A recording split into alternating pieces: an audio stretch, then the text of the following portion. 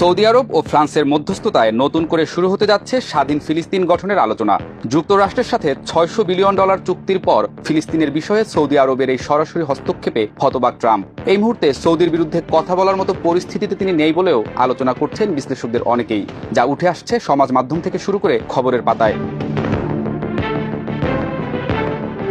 এই মুহূর্তে শুধু সৌদি নয়, ফিলিস্তিনের স্বাধীনতার পক্ষে সরব হতে শুরু করেছে সারা বিশ্ব। আগামী 17 থেকে 20 জুন নিউ ইয়র্কে অনুষ্ঠেয় জাতিসংঘ সম্মেলনে দুই রাষ্ট্র সমাধানের ভিত্তিতে ফিলিস্তিনি রাষ্ট্রের স্বীকৃতি ও ইসরায়েলের সাথে সম্পর্ক স্বাভাবিকীকরণের রোডম্যাপ চূড়ান্ত করা হবে বলে খবর প্রকাশ করেছে আন্তর্জাতিক গণমাধ্যমগুলো।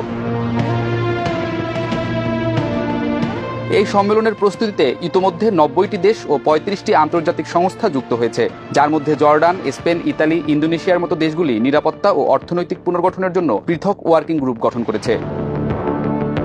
এই ঈদে জামা জুতো অ্যাক্সেসরিজের ডিসকাউন্ট।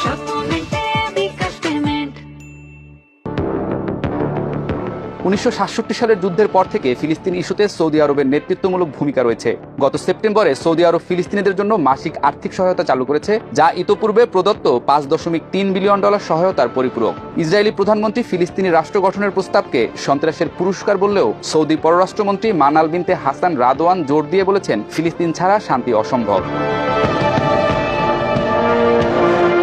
ফ্রান্সের প্রেসিডেন্ট এনামুয়েল ম্যাক্রো ইতোমধ্যে ঘোষণা দিয়েছেন, জুনের সম্মেলনে ফিলিস্তিনি রাষ্ট্রের স্বীকৃতি দেয়া হতে পারে। ফ্রান্সের পররাষ্ট্রমন্ত্রী জিন নোয়েল জর্ডান, মিশর ও সৌদি আরবের সমন্বয়ে 8টি ওয়ার্কিং গ্রুপ গঠন করেছেন, যার লক্ষ্য হামাসের নিরস্ত্রীকরণ, ফিলিস্তিনি কর্তৃপক্ষের সংস্কার এবং ইসরায়েলের জন্য আঞ্চলিক নিরাপত্তা জোট তৈরি করা। এছাড়াও ফ্রান্সের পরিকল্পনায় গাজার পুনর্গঠনে $50 বিলিয়ন তহবিল গঠন এবং ইসরায়েলি বন্দরে ফিলিস্তিনি প্রবেশাধিকার নিশ্চিত করার প্রস্তাব রয়েছে। ট্রাম্প প্রশাসন এই সম্মেলনের ফলাফল মানতে অস্বীকৃতি জানালেও সৌদি আরবের সাথে $600 বিলিয়ন বাণিজ্য চুক্তি স্বাক্ষরের পর থেকে আমেরিকার অবস্থান নরম হয়েছে।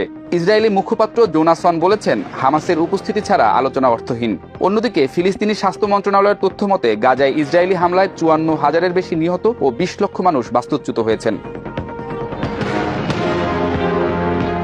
এই সম্মেলনের মাধ্যমে 2025 সালের মধ্যে ফিলিস্তিনের পূর্ণ জাতিসংঘ সদস্যপদ অর্জনের সম্ভাবনা প্রকট হচ্ছে, যা ফিলিস্তিনের মুক্তির দাবিকে আরও বেগবান করে তুলবে বলে মনে করছেন অনেকেই।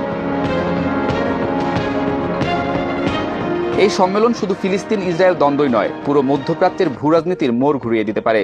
সৌদি আরব ও ফ্রান্সের যৌথ উদ্যোগ আন্তর্জাতিক সম্প্রদায়ের জন্য একটি ঐতিহাসিক মুহূর্ত, যেখানে শক্তির রাজনীতির বিপরীতে ন্যায় বিচারের দাবি জোরালো হচ্ছে। তবে ইসরায়েলের সহযোগিতা ছাড়া এই সংলাপ কতটা সফল হবে তা এখনো অনিশ্চিত।